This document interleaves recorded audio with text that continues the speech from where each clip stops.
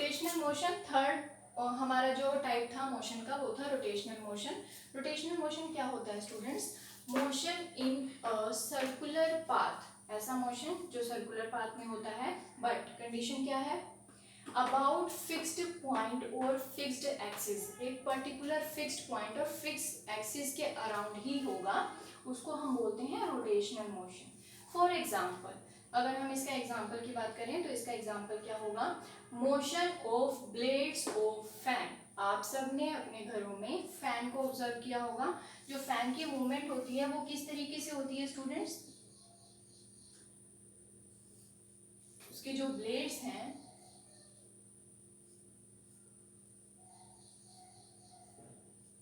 वो किसके around move कर रहे होते हैं? एक पर्टिकुलर फिक्स्ड जो पॉइंट होता है जिसके साथ वो अटैच होते हैं, उसी के अराउंड ही वो मूव करते हैं। जब हम स्विच को ऑन करते हैं वो उसी के अराउंड मूव करते हैं। ऐसा नहीं होता कि ये ब्लेड अलग से मूव कर रहा है, इस सर्कल को छोड़ के ये ब्लेड अलग से मूव कर रहा है, ये ब्लेड अलग से मूव कर रहा है, ऐसा नहीं होता। वो एक फिक्स्ड जो सर्कल जिसके साथ वो अटैच होते हैं उसी के अराउंड ही वो मूव कर रहे होते हैं। तो motion of blades of fan is an example of rotational motion. देखिए, ग्रुप ऑफ पीपल, जो हम ग्रुप ऑफ पीपल की बात करेंगे, होल्डिंग हैंड्स, अगर वो एक साथ हैंड्स को पकड़ के खड़े हैं, in a circle and walking in the same direction, अगर वो सर्कल में ही खड़े हैं, इस तरीके से खड़े हैं, सारे के सारे जो भी पर्सन हैं, जितने भी पर्सन हैं, उन्होंने एक दूसरे के साथ हैंड टू हैंड अगर पकड़ के खड़े हैं तो वो सर्कल में ही मूव करेंगे। अगर उनकी जो मूवमेंट को हम ऑब्जर्व करें, ऐसा तो नहीं होगा कि अगर वो सारे के सारे सर्कल में मूव कर रहे हैं, कोई एक पर्सन आके ऐसे उसको ब्रेक कर दे चेन को, ठीक है। तो उनकी जो मोशन होती है, अगर हम पर्टिकुलरली फिक्स पोजीशन की बात करें तो उनकी जो मोशन होती है वो सर्कुलर रोटेशनल फॉर्म में ही होती है, फिक्स डायरेक्शन में होती है। ऐसा नहीं होता कि अगर उन्होंने डिस्कस किया है कि we will move in a circle तो उसमें से कोई एक उसको ब्रेक कर दे, ऐसा नहीं होगा, ठीक है।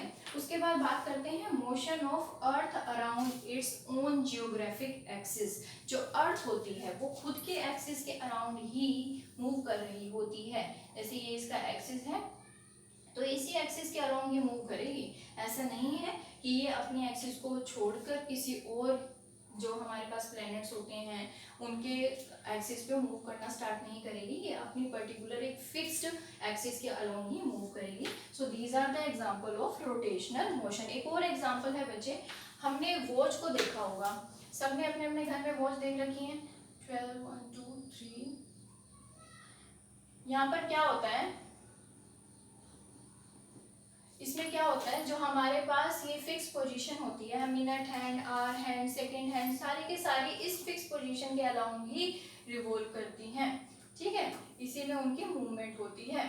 अब ये मूवमेंट किस तरीके से होती है? ऐसा तो नहीं होता कि अगर हमारी जो मिनट हैंड है वो अगर 1 पे है तो वो 1 को छोड़ आगे मूव करने की, इस साइड डायरेक्शन में मूव करने की बजाय ऐसा तो नहीं होगा कि वो 11 पे चली जाएगी। वो अपने पर्टिकुलर पूरे के पूरे काउंटिंग्स को कंप्लीट करके 12 को क्रॉस करके उसके बाद ही 1 पर आएगी। तो ये सारे के सारे एग्जांपल हैं रोटेशनल मोशन के। देखिए बच्चे, फोर्थ टाइप है हमारा ओसिलेटरी मोशन। ओसिलेटरी मोशन क्या होता है? ओसिलेशन होना। अब देखिए बच्चे, हम यहाँ पर डिस्कस करेंगे कि ओसिलेशन क्या होता है।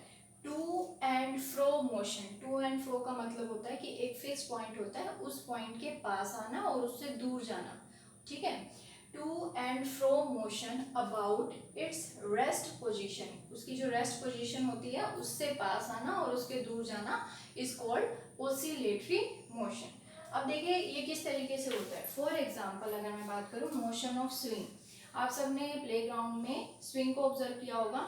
स्विंग होता है, वहां पर हमारे पास अगर स्टार्टिंग में वो इस तरीके से हमारे पास स्विंग है, ठीक है।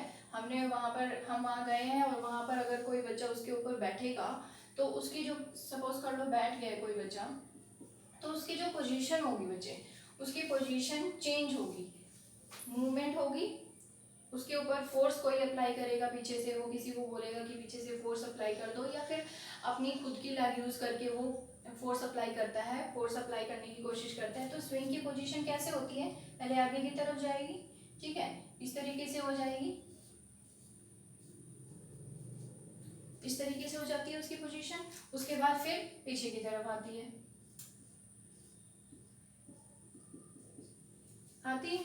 लेकिन उसमें क्या होता है, क्या प्रोसेस रहता है, जो भी बच्चा बैठा है स्विंग के ऊपर, वहां पर बैठ गया, उसने या तो फोर्स अप्लाई करवाया है अपने पीछे से या खुद से अपने लेग से फोर्स अप्लाई किया है, तो आगे की तरफ जाएगा। पहले आगे की तरफ जाने के बाद जितना भी प्रेशर अप्लाई, फोर्स अप्लाई हुआ होगा, उस फोर्स के अकॉर्डिंग उसकी जो मूवमेंट होगी वो दिखाई देगी कि किस स्पीड से गया है वो।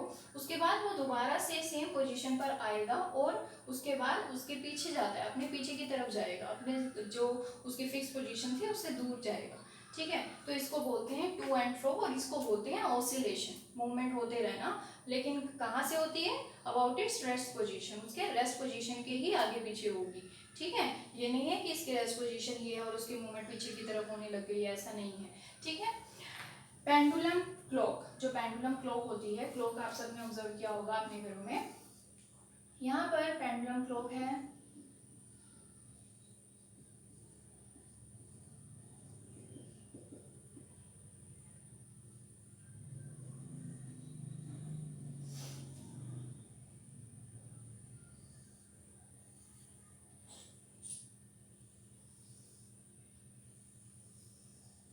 अगर इस तरीके से क्लॉक है। ठीक है, पेंडुलम क्लॉक का क्या मतलब होता है कि उसमें हम हर आवर के बाद वो एक अलार्म देता है। पेंडुलम क्लॉक में एक अलार्म आता है हर आवर के बाद। अब वो अलार्म किस तरीके से आता है, ये जो पेंडुलम होता है वो मूव करता है, पहले इस डायरेक्शन में मूव करेगा। सपोज कर लो अगर मैं बताऊं कि ये इसकी जो पोजीशन है वो ऊपर है। ठीक है, तो जब ये अलार्म देना स्टार्ट करता है, सपोज करो इसने 1 आवर के बाद अलार्म दिए, 12 बज रहे थे, 1 बजे का अलार्म दे रहा है ये, तो अगर ये ओ पोजीशन पे है तो वो पहले इस डायरेक्शन में मूव करेगा और यहाँ तक स्ट्राइक करके ये पोजीशन ए को अटेन करता है और उसके बाद फिर यहाँ पर स्ट्राइक करके ये पोजीशन बी को अटेन करता है और बार बार ऐसे ही जो प्रोसेस होती है वो कंटिन्यू रहती है। और ये प्रोसेस डायरेक्टली नहीं होती, ऐसा नहीं होता कि अलार्म देने के लिए डायरेक्टली ए पर पहुंच गया, धीरे धीरे धीरे धीरे धीरे मूव करता है। तो उसकी मूवमेंट इस तरीके से होती है और उसके बाद सेम प्रोसेस रहता है बी तक अटेन करने में इसको पोजीशन को। ठीक है, तो इसकी मूवमेंट इस तरीके से होगी, धीरे धीरे धीरे यहाँ ए तक जाएगा और उसके बाद फिर बैक टू ओ पोजीशन को अटेन करेगा एंड अगेन फिर ये कहाँ तक जाएगा, बी तक। तो ये बेस्ट एग्जांपल है किसका, ओसिलेशन का। ठीक है, उसके बाद हम स्प्रिंग की बात करें। स्प्रिंग सबने आप सबने अपने अपने घरों में स्प्रिंग भी देखे होंगे और स्प्रिंग जो कुछ स्प्रिंग्स तो पैन के अंदर भी होते हैं, तो बच्चे क्या करते हैं उसके साथ खेलना स्टार्ट कर देते हैं। अगर स्प्रिंग की स्टार्टिंग की जो पोजीशन है वो ये है, जब हम इसको स्ट्रेच करते हैं, ठीक है, स्ट्रेच करते हैं तो उसकी जो पोजीशन होती है वो क्या अटेन कर लेता है, इस तरीके से हो जाता है अगर हमने उसको स्ट्रेच किया हुआ है। ठीक है, इस तरीके से इसकी पोजीशन हो जाती है। अब अगर हम इसको रिलीज करेंगे तो दोबारा से अपनी उसी पोजीशन को अटेन कर लेगा।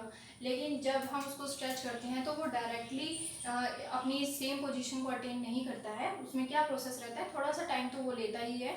तो हम क्या करते हैं, उसको स्ट्रेच कर दिया, स्ट्रेच करने के बाद अगर हम उसको रिलीज कर देंगे तो वो मूवमेंट करता रहेगा, रिलीज होता रहेगा, स्ट्रेच होता रहेगा, रिलीज होता रहेगा टिल द टाइम वो रेस्ट पोजीशन पे नहीं आ जाता। और जब वो रेस्ट पोजीशन पे आता है वो अपनी सेम पोजीशन को ही गेन कर लेता है।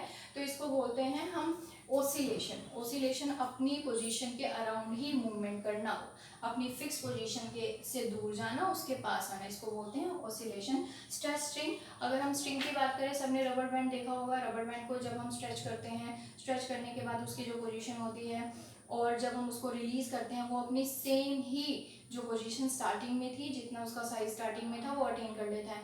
वो अलग बात है कि अगर हम उसको लॉन्ग टाइम तक स्ट्रेच करके रखेंगे तो उसके साइज में थोड़ा सा डिफरेंस आ जाता है। बट यहाँ पर अगर हम ऑसिलेशन के पॉइंट ऑफ व्यू से बात करें तो हम उसको एक बार स्ट्रेच करके और उसको रिलीज कर देंगे। All these are the example of oscillatory motion.